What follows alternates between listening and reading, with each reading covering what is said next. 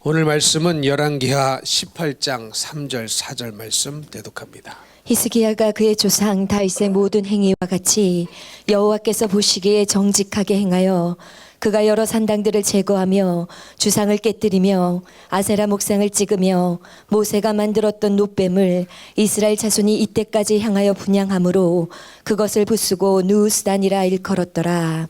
아멘. 아멘. 오늘은 제거하고 깨뜨리고 찢고 부수라 라는 제목으로 은혜를 나누고자 합니다. 조금 제목이 어떻습니까? 굉장히 전투적이죠. 그러나 여러분, 신앙생활이라는 것은 그 자체가 전쟁입니다. 내가 승리하지 않으면 지는 것이죠. 중간은 없어요. 중도는 없습니다. 영적인 전쟁에는 반드시 승리를 해야 평화가 오는 것이고 진정한 화평이 우리에게 임하는 것입니다. 전쟁에 저도 포로로 잡혀 있으면 그때도 평화, 거짓 평화가 있죠. 그러나 그것은 진짜 평화가 아니고 거짓 평화입니다. 휴전 상태에 있는 것도 마찬가지예요. 휴전하기 때문에 전쟁이 없어서 평화처럼 여겨지지만 그것은 역시 진정한 평화가 아닙니다. 성경이 말씀하고 있는 진정한 평화는 언제 찾아오느냐? 영적인 전쟁에 승리할 때 찾아오는 것이죠. 그러기 위하여서 우리는 오늘 말씀에 가르쳐 주시는 대로 제거하고 깨뜨리고 찢고 부숴야 할 대상이 있다는 것이죠. 이 말씀으로 은혜를 나누고자 할 때에 큰 은혜 받으시기를 바랍니다. 먼저 이 오늘 말씀에 등장하는 왕은 히스기야 왕입니다. 그런데 이 히스기야 왕의 아버지는 아하스라는 왕이에요. 이 아하스라는 왕은 굉장히 악한 왕 중에 하나입니다. 그런 악한 왕이 아버지였는데 히스기야 왕은 또 그렇지를 않아요. 아버지의 본을 따라 가지 않고 다윗의 본을 따라 선한 왕, 하나님 뜻대로 살려고 했던 왕으로 기록이 되어 있고, 성경은 이것을 뭐라고 말씀하고 있느냐? 여호와께서 보시기에 정직하게 행하였다, 이렇게 기록하고 있습니다. 여러분, 그렇기 때문에 우리가 먼저 알아야 될 것은 부모가 악하다고 우리가 자식도 악할 이유가 있습니까? 없습니다. 그래서 자신의 신앙은 자신이 지키는 것이고 남 탓할 필요가 있어요, 없어요? 가끔 보면 교회 안에서 부모 탓하고 조상 탓하고 남 탓하는 분들이 덜어 있습니다. 나는 저 사람 때문에 이럴 수밖에 없다. 나는 저 사람 때문에 믿음이 없다. 신앙이 없다. 이렇게 남 탓하는데 열심히 시간을 허비하고 낭비하는 분들이 덜어 있습니다. 여러분, 그렇지 않습니다. 탓해봐야 소용도 없고 하나님의 심판대 앞에는 그런 것이 일절 통하지가 않는 것입니다. 부모가 악해서 예수를 안 믿었다고 그것을 탓하며 믿음 없는 나를 합리화할 것이 아니라 나의 믿음은 내가 지키는 것이에요. 심판대 앞에서는 절대로 누구 탓할 수도 없고 누구 덕으로 구원받는 일도 없기 때문에 철저하게 우리는 주님 안에 홀로 서야 된다는 사실을 기억하시기를 바랍니다. 그렇기 때문에 잘못을 했다면 용서를 구하면 되고 회개하고 새롭게 되어진다면 그 누구도 하나님 앞에 정직하게 행할 수 있는 사람이 될 것입니다. 그렇다면 하나님 보시기에 정직하게 행한 것은 무엇인가 봤더니 오늘 제목이 바로 하나님 앞에 정직하게 행하는 것이더라고요. 보니까 뭐였습니까? 제거하고 깨뜨리고 찢고 부수고, 이 행위를 히스기야가 했던 거예요. 그래서 하나님 보시기에 정직하게 행한 왕이었다, 이렇게 성경이 기록하고 있었던 것이었습니다. 자, 그렇다면 히스기야 왕은 무엇을 제거하고 무엇을 깨뜨리고 무엇을 찢고 무엇을 부쉈느냐? 오늘 이 말씀을 드리고자 하는데, 첫째로 히스기야 왕은 여러 산당들을 제거했습니다. 뭘 제거했다고요? 여러 산당들을 제거했어요. 그러면 이 산당들이 도대체 뭐길래 제거를 한 것인가? 히스기야 왕이 왕 중에서 처음으로 산당을 제거한 왕이었거든요.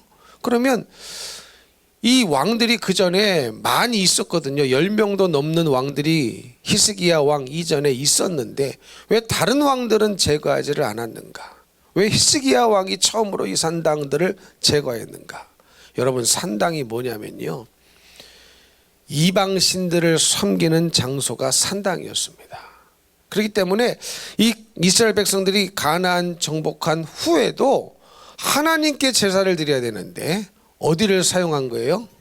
이방 우상신에게 제사를 드렸던 그 산당을 그대로 사용했던 것이었습니다. 그런데 이것이 무엇이 잘못됐는지, 무엇이 죄인지, 이것이 죄인지 알지를 못하고 인지를 못했다가 지금 비로소 누가 이것을 인지한 겁니까? 히스기야 왕이 이것을 죄라는 사실을 제거해야 된다는 사실을 인지를 한 겁니다. 솔로몬도요, 일천번제를 어디서 드렸느냐? 산당에서 드렸습니다.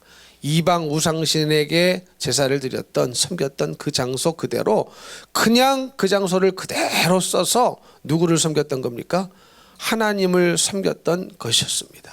그런데 이것이 역대 왕들 중에 이 산당을 제거한 왕이 히스기야가 처음이었는데, 이 말은 누구도 여태까지 그것이 죄라는 사실을 인지하지 못했단 말이고, 또 설령 인지했다 할지라도 제거하지 못했다는 것입니다.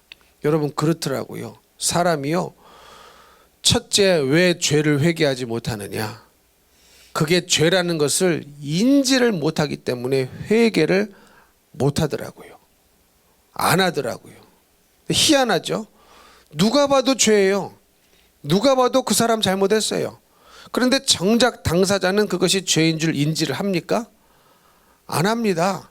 나는 이렇게 할 수밖에 없다는, 저 사람 때문에 그랬다고, 이 사람 때문에 그랬다고 다 탓만하고 있지, 그것이 자기의 죄라는 사실을 첫 번째로 인지를 못하기 때문에 회개를 안 하더라라는 것입니다. 여러분, 바리새인들, 서기관들 보십시오.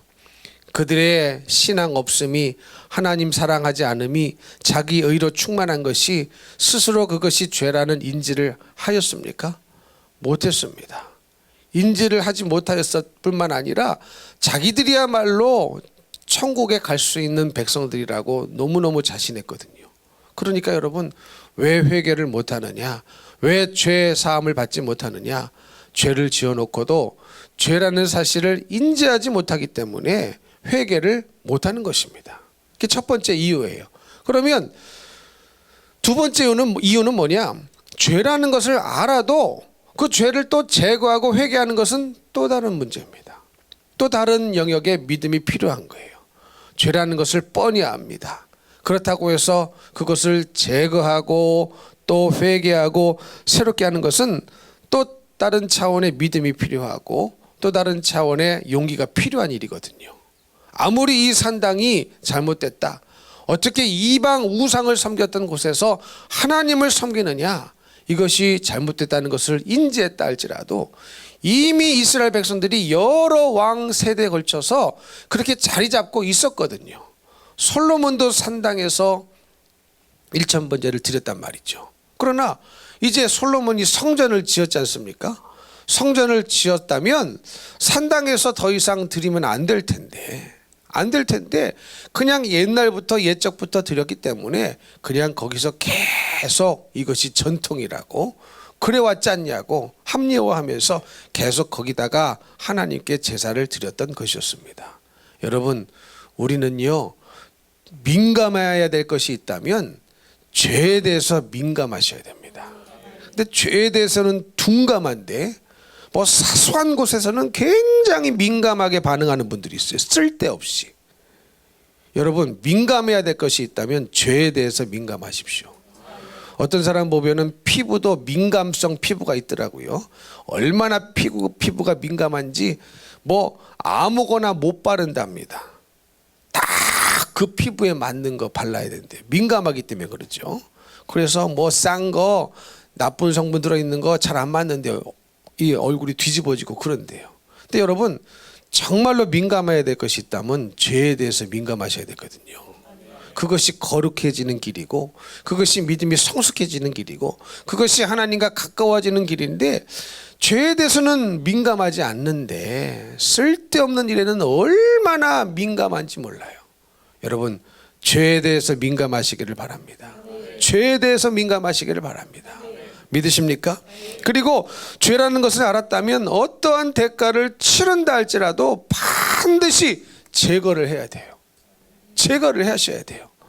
여러분, 히스기야가 뭐 성경에는 산당들을 제거하였더라 이렇게 짤막하게 써 있고 지나갔지만, 이 산당들을 제거한다고 했을 때 얼마나 많은 사람들이 또 반대했겠습니까? 그 찬송만 했을까요?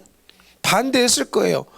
여지까지 멀쩡하게 여기서 제사를 드려왔는데, 하나님께 예배를 드려왔는데 이거를 뭐 굳이 폐할 이유가 있느냐, 얼마나 여러 곳에 성전은 예루살렘만 있으니까 거기까지 가기 힘든데 군데 만들어져 있는 그곳에서 여지까지 하던 것처럼 그렇게 하면 되지 않겠느냐, 얼마나 반대가 많았겠습니까? 여러분, 실제로요, 이제 히스기야 왕 다음에 그 아들 므낫세가 왕이 됐는데, 이 므낫세 왕은요 또 악한 왕이에요.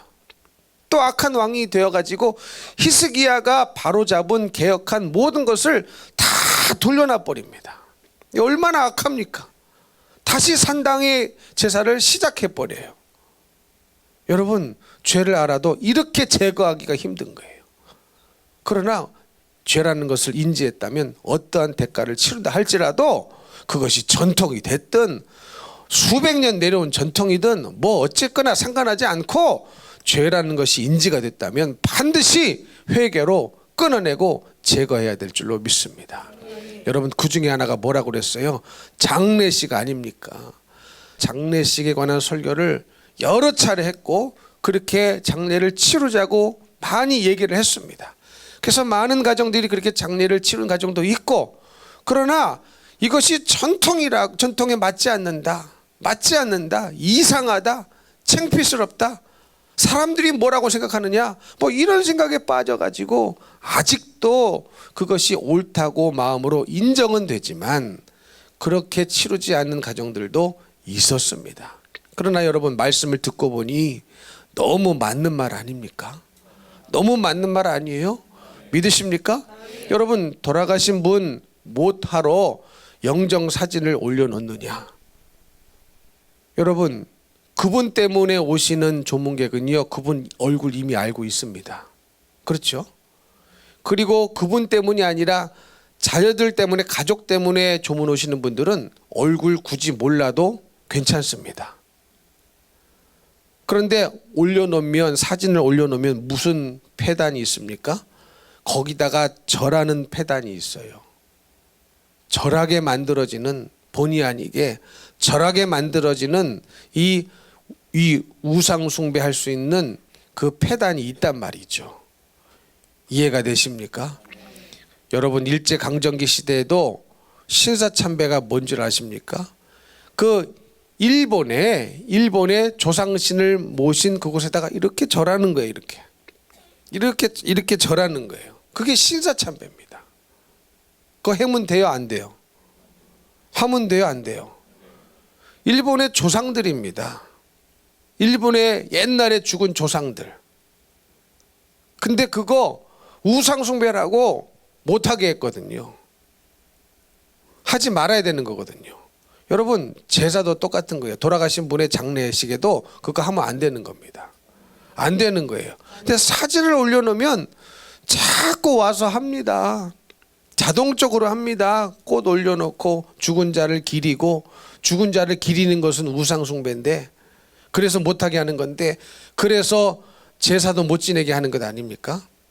근데 여러분, 이게 마음으로 인정되어지고 그게 맞구나 믿어지면 제거하셔야죠. 이게 다 뭐냐, 산당 같은 죄예요. 산당들, 여지까지 역대 왕들이 아무렇지도 않게 해왔는데 왜 이제 와서 이것을 제거하느냐 따지는 사람도 있었을 것입니다.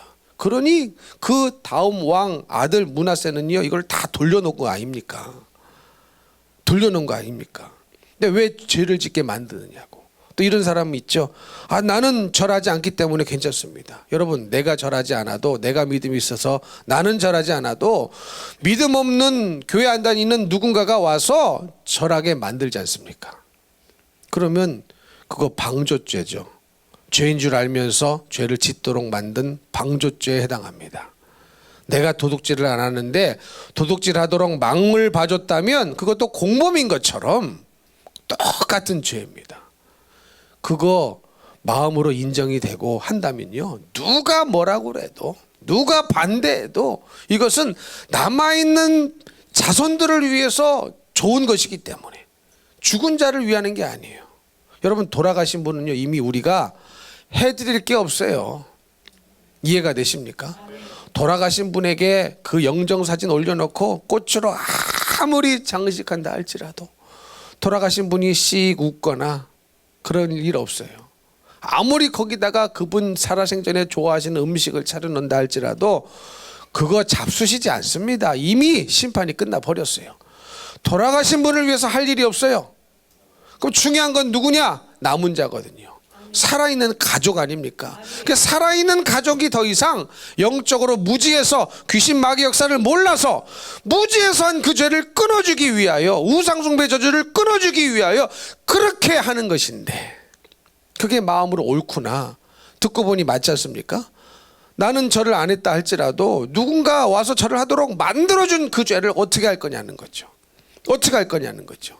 근데 그 죄를 안 짓게 해주는 것이니 얼마나 고맙고 감사하냐. 그게 인정이 되고 받아들여지려면 누가 뭐래도요, 그거 나는 이렇게 할 거야 하면은 끊어지는 거거든요. 이번에 장례식장에도요 마찬가지였습니다. 한 사람이, 한 가정이 믿음으로 바로만 서 있으니까 그거 못 이겨요. 못 이겨요. 무슨 말씀인지 이해가 되십니까? 믿음이 없으니까 지는 거예요. 확신이 없으니까 지는 거예요. 말씀을 못 믿으니까 지는 거예요. 그리고요, 결국은 그렇게 다 장례식을 깨끗하게, 술도 못 먹게 하고 깨끗하게 마치니까 결국은 온 가족이 다, 나 이렇게 깨끗하고 좋은 장례식은 처음이다, 너무 좋았다, 이런 고백들이 나오는 것입니다. 처음에는 모르니까 얘기할 수 있어요. 모르니까 공격할 수 있어요. 그러나 믿음 있는 사람이 그것을 기도함으로 감당해 줄 때에 죄는 끊어지고 산당은 제거되어지고 우상숭배 죄는 끊어질 줄로 믿습니다. 누군가는 감당해 줘야 돼요, 그것을. 여러분, 믿음 생활이라는 게, 영적인 전쟁이라는 게 바로 그런 거예요.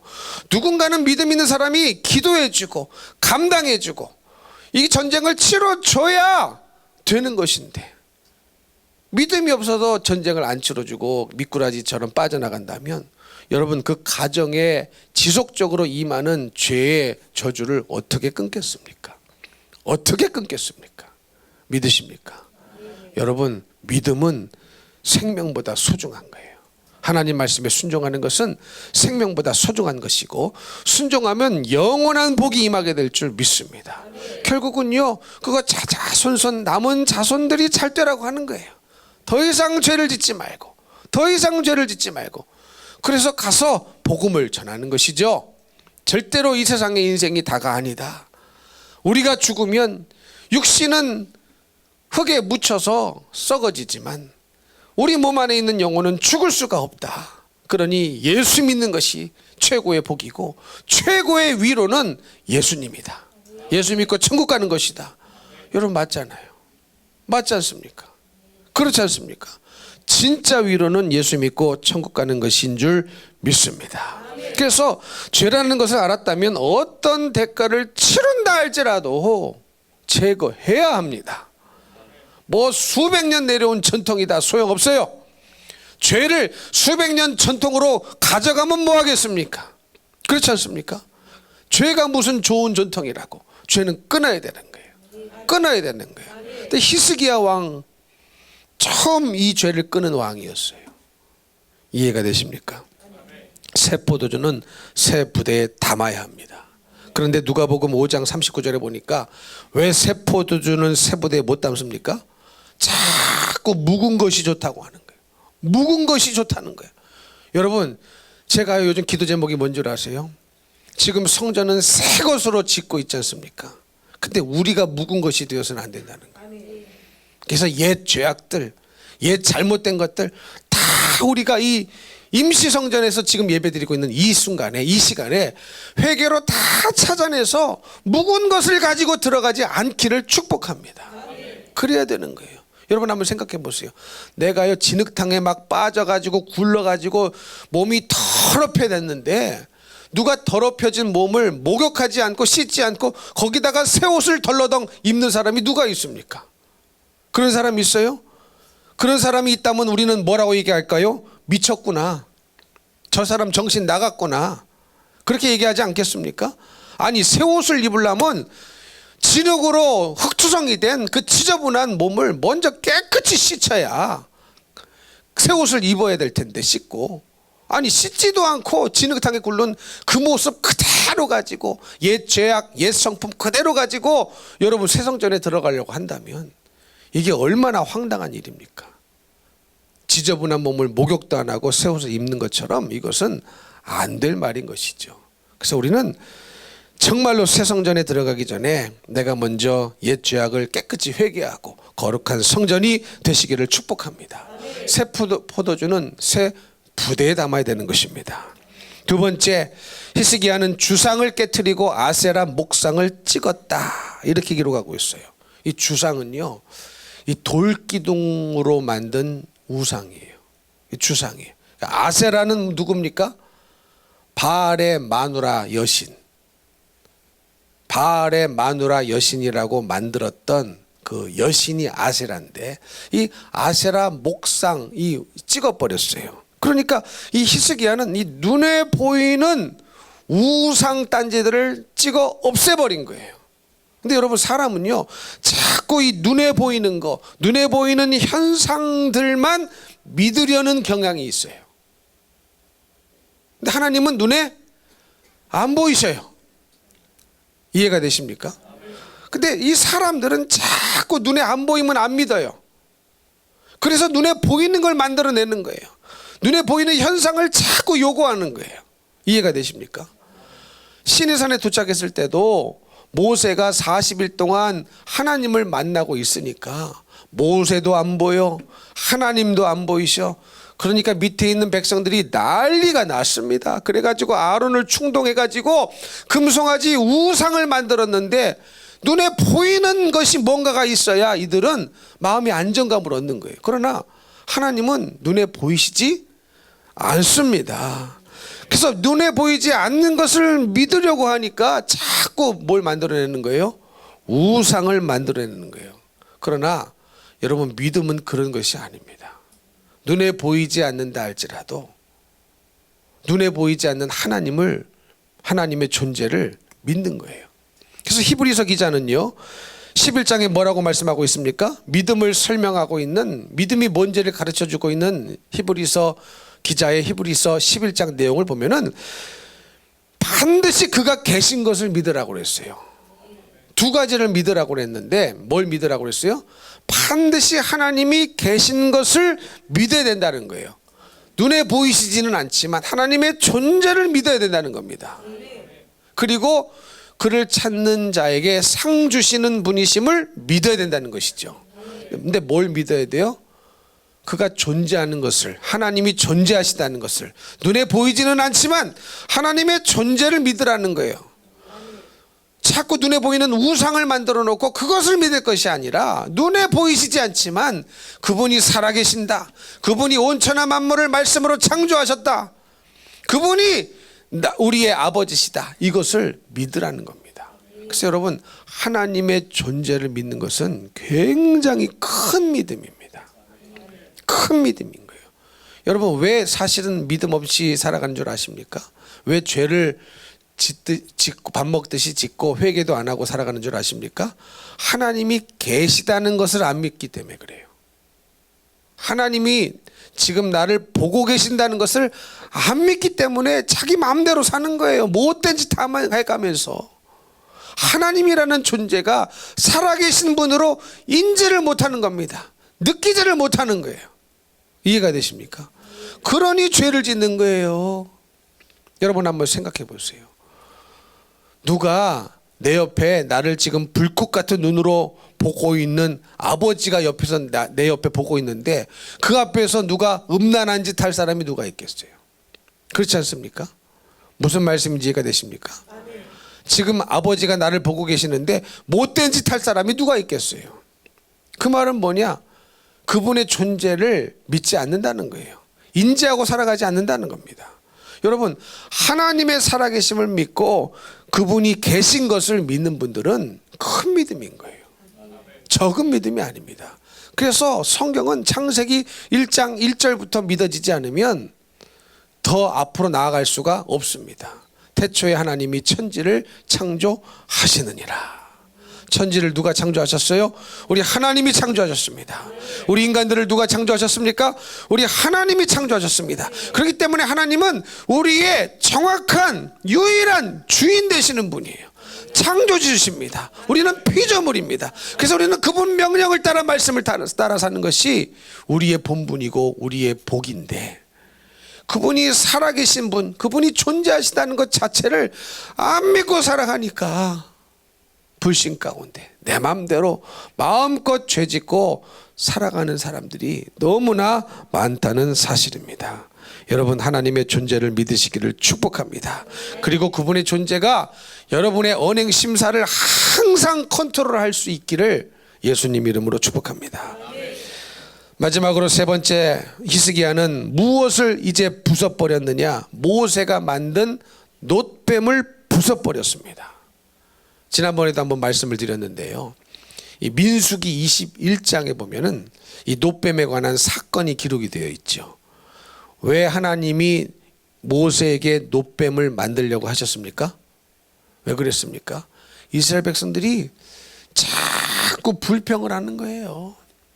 험하다, 힘들다, 길이 어렵다, 자꾸 불평을 하는 겁니다. 근데 여러분, 가나안까지 들어가는 그 길에는요, 쉬운 길만 있는 게 아니거든요. 믿음의 여정은요, 쉬운 길만 있는 것이 절대로 아닙니다. 알고 믿으셔야 돼요. 각오하고 신앙생활을 해야 됩니다. 그래서 여러분, 엄밀하게 말하면 신앙생활하는 게 이렇게 힘드냐, 나는 못하겠다, 이거는요 어리석은 생각이에요. 어리석은 생각이에요. 믿으십니까? 이해가 되십니까? 신앙생활 좁은 문 좁은 길 가는 거, 가난까지 가는 거 광야가 있어요. 원래 힘든 거예요. 그렇지 않겠습니까? 내 마음대로 살다가 주님 말씀대로 살려고 하니 이것도 걸리고 저것도 걸리고, 이것도 나를 제지하는 것 같고 저것도 나를 막는 것 같고, 얼마나 힘들겠습니까? 그 마음으로부터. 근데 그게 정상인 겁니다. 근데 내가 힘들면 힘들수록, 그 말은 무슨 말이냐? 내가 그만큼 성경과 닮아 있지 않다는 말이에요. 내가 그만큼 하나님과 생각이 다르다는 뜻입니다. 여러분, 하나님과 생각이 같아버리면 힘들지 않아요. 성경과 마음이 같아버리면 힘들지 않습니다. 힘들다는 것은 내가 그만큼 성경과 다르고 하나님과 생각과 다르고 내 뜻대로 내 마음대로 살기 원하는 생각이 강하게 역사하고 있기 때문에 힘든 것이거든요. 근데 가는 길이 험하고 불편하다고, 어렵다고 이스라엘 백성들이 불평을 했습니다. 그래가지고 하나님께서 불뱀을 보내셔가지고 물려 죽게 만드셨거든요. 그런데 살 길을 열어주셨죠. 그 방법이 뭐였습니까? 모세야, 놋뱀을 만들어서 장대에 높이 달아놔라. 그 놋뱀을 바라보는 자는 살리라. 할렐루야. 이렇게 말씀하셨습니다. 그런데 이 놋뱀을 히스기야 왕 시대까지 600년도 더 흐른 세월 동안 이 놋뱀을 가지고 있으면서 이 놋뱀에 분향하며 이 놋뱀을 섬기고 있었던 거예요. 그러면 왜 이 놋뱀을 여태까지 가지고 있으면서 이 놋뱀을 섬겼을까? 거기다가 분향을 했을까? 이 놋뱀이 주었던 유익 때문이죠. 유익 때문이죠. 오히려 하나님의 법궤는, 하나님의 말씀은 나를 더 힘들게 하는 것 같아요. 별로 유익이 없는 것 같아요. 그리고 어쩌다가 이 법궤를 잘못 다루기라도 한다면 죽어야 돼. 불편해. 힘들어. 그러니 법궤 하나님의 말씀을 섬기는 것보다 뭘 섬긴 겁니까? 이 노뱀을 그냥 600년 넘게 가지고 있으면서 거기다가 분양하면서 거기다가 섬겨버린 겁니다. 말씀대로는 안 살면서. 여러분, 우리의 모습이 이렇지 않습니까? 말씀대로는 안 살아. 그러나 유익은 얻기를 원해. 하나님 뜻대로는 안 살아요. 그러나 복을 받기를 원해. 이게 전부 다 뭡니까? 우리가 노뱀을 섬기고 있는 거예요. 노뱀을 섬기고 있는 거예요. 여러분, 노뱀이 무슨 효용이 있습니까? 노뱀이 무슨 효용이 있어요? 여러분, 노뱀을 바라보니 불뱀에 물렸던 자들이 살아났다 그래가지고 노뱀을 무슨 재질로 만들었느냐 뭐 이런 거 연구해야 됩니까? 이런 거 연구해야 돼요. 마라에서 쓴물이 있었는데 나뭇가지를 던지니까 그 쓴물이 단물로 변했다 그래가지고 그 나뭇가지가 도대체 무슨 나뭇가지였느냐, 그거 연구해야 돼요? 아닙니다. 다 하나님이 하신 일이에요. 하나님이 하신 일이에요. 그 누구를 믿어야 되느냐? 하나님을 믿어야 되고 하나님의 말씀을 믿어야 되는데 하나님 말씀에 순종하려고 하지는 않고 거기서 떨어지는 콩고물은 좋아하고 유익은 얻으려고 한다면 여러분, 이것은 정확하게 무슨 숭배냐? 우상숭배였거든요. 우상숭배인 겁니다. 우리는 그렇게 살고 있지 않더냐는 거죠. 말씀대로 어떠한 대가를 치른다 할지라도, 어떠한 어려움을 당한다 할지라도 타협하지 아니하고 하나님 말씀에 순종할 마음은 없는데 유익은 얻으려고 하고 복음 받으려고 한다면 여러분, 그 사람하고 어떻게 하나님하고 대화가 되겠습니까? 상대가 되겠습니까? 이해가 되십니까? 그게 미신인 거예요. 그게 미신인 겁니다. 비나이다 비나이다 상실령께 비나이다. 이 미신인 거예요. 그러니까 여러분, 신앙생활을 하셔야지 미신생활을 하면 안 됩니다. 미신생활을 하면 안 됩니다. 하나님을 믿으십시오. 여러분, 이 장대에 매달린 노뱀은 결국은 누구를 상징하느냐? 우리 예수 그리스도를 상징하는 거거든요. 노뱀을 섬기라는 게 아니에요. 이 노뱀이 예표하고 있는 장차 오실 메시아, 하나님의 아들 예수 그리스도, 우리의 구원자, 우리의 주인 되신 그분을 예표하는 물건에 불과했습니다. 근데 그거 없고, 그런 생각은 없고 그냥 노뱀을 바라봤더니 살아났다. 노뱀이 주는 유익이 대단했으니까 그것을 600년 동안 섬기고 앉아 있었던 거예요. 그런데 이것을 부숴야 할, 없애야 할 우상단지라고 그때까지 한 명도 인지를 못한 거예요. 근데 누가 인지를 했어요? 히스기야 왕이 이 인지를 한 것입니다. 그래서 저는 이 말씀을 읽으면서 그런 생각이 들어요. 야, 내 안에도 우리 안에도 우상인데 우상인지를 인지를 못하는 것이 있겠구나 없겠구나. 있을까요 없을까요? 있을까요 없을까요? 있습니다. 없지 않습니다. 있습니다. 여러분, 그것을 찾아내서 부숴버려야 됩니다. 부숴버려야 돼요. 그런데 분명히 하나님 보시기에 우상인데 내가 보기에 우상으로 여겨지지 않는 최고의 우상이 뭔지를 제가 하나 발견했어요. 바로 나입니다. 나. 내가 우상이에요. 내가 우상이에요. 내가 우상이에요.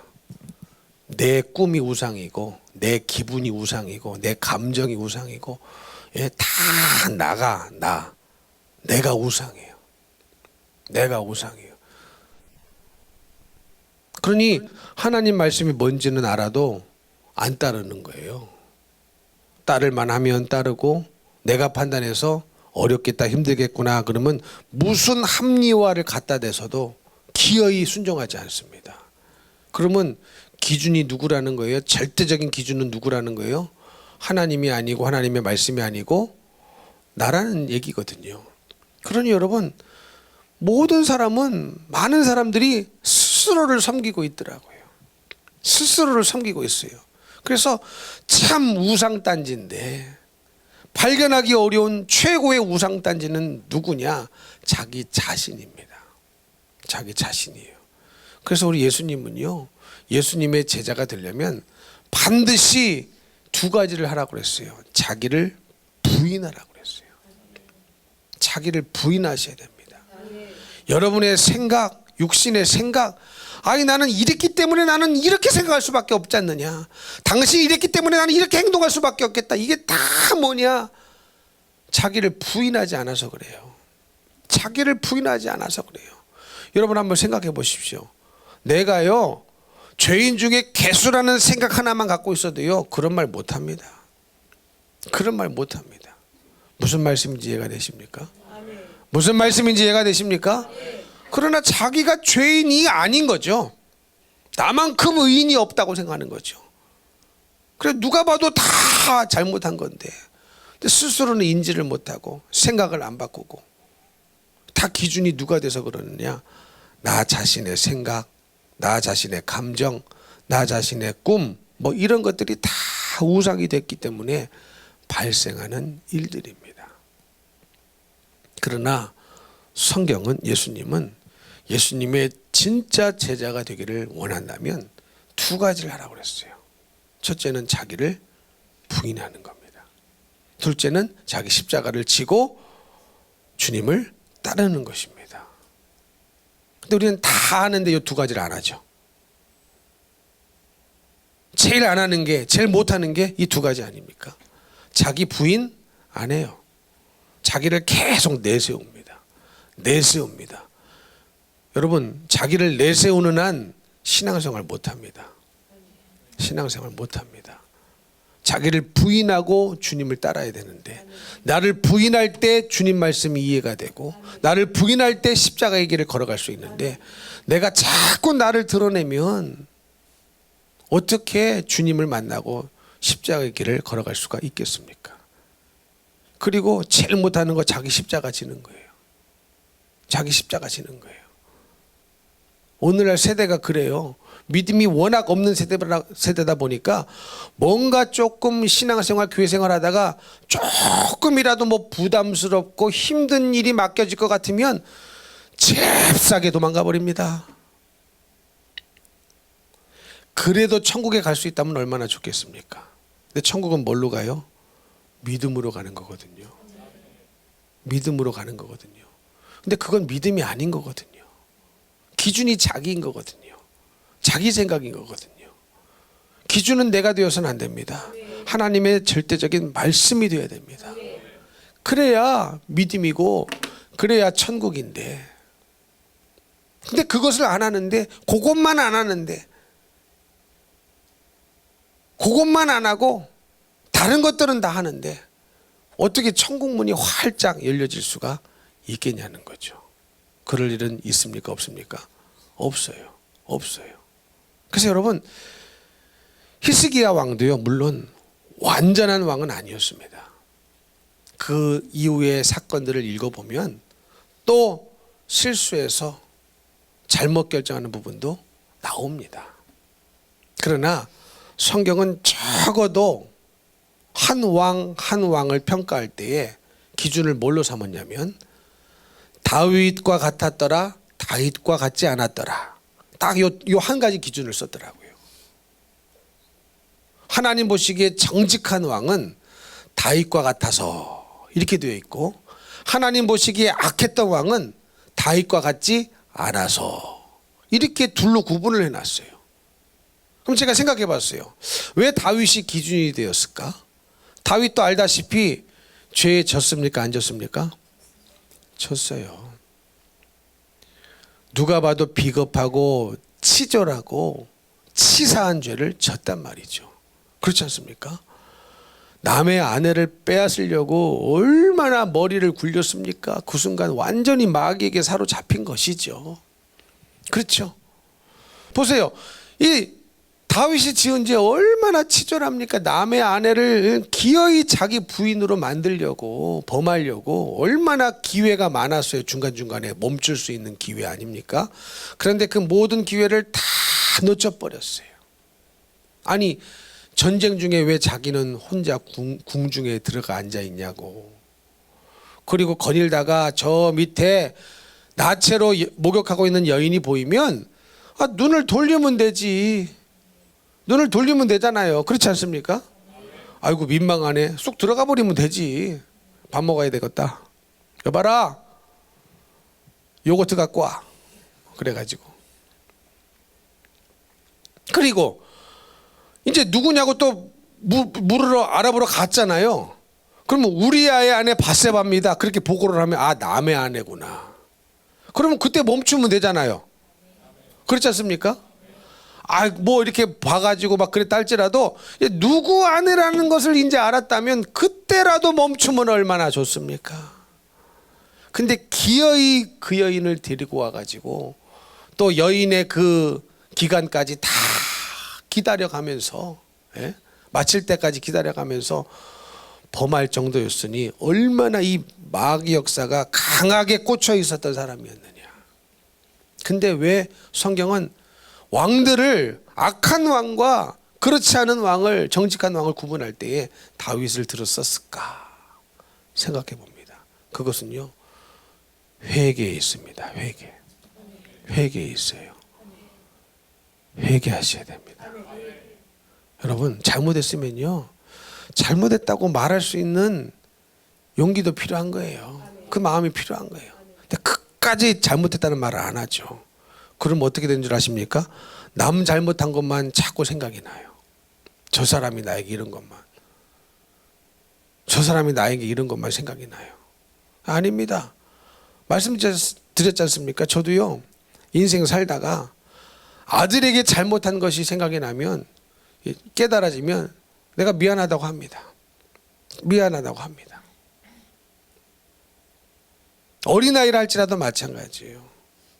근데 그렇게 안 하면요, 죄가 우리 속에서 계속 굳어지는 거거든요. 근데 사울은 회개를 안 했어요. 오직 사울은 뭐가 중요했어요? 남이 나를 어떻게 볼까? 남 앞에서 내 얼굴을 세워주세요. 계속 그 생각에 꽂혀 있었어요. 성경을 읽어보세요. 이 설교도 여러 번 했습니다. 그렇죠? 그 생각이 회개를 못하게 하는 거예요. 그 생각이 자기 속에 있는 죄를 못 찾게 만드는 겁니다. 근데 다윗은 나단 선지자가 와서 그 죄가, 그 사람이 바로 당신입니다 라는 것을 가르쳐 줬을 때에는, 그 말이 내가 죄인이라는 사실을 가르쳐 줬을 때에는, 알려줬을 때에는 번쩍 정신이 들어가지고 눈물로 회개를 했습니다. 하나님 앞에. 이해가 되십니까? 여러분, 이 세상에 죄 안 짓고 사는 사람이 어디 있어요? 그러나 그렇다고 해서 다 회개하면서 사는 건 아니에요. 아마 신앙생활 수십 년 하면서 단 한 번도 하나님 앞에 진지하게 회개를 안 해보시고 산 사람이 이 중에도 있을 겁니다. 이 중에도 있을 거예요. 그러니 그 못된 죄를 여직도 하는 거예요. 안 끊는 거예요. 회개를 해야 끊어지지.